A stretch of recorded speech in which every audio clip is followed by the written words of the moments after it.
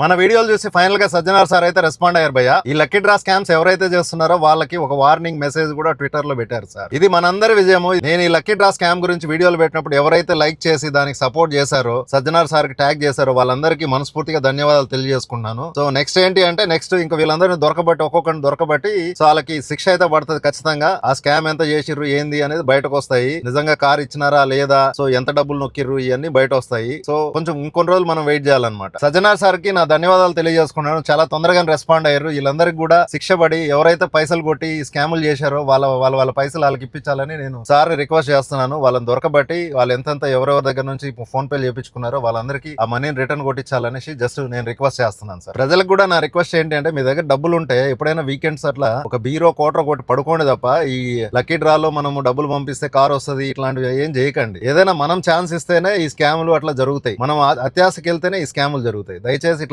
చేయకండి ప్లీజ్.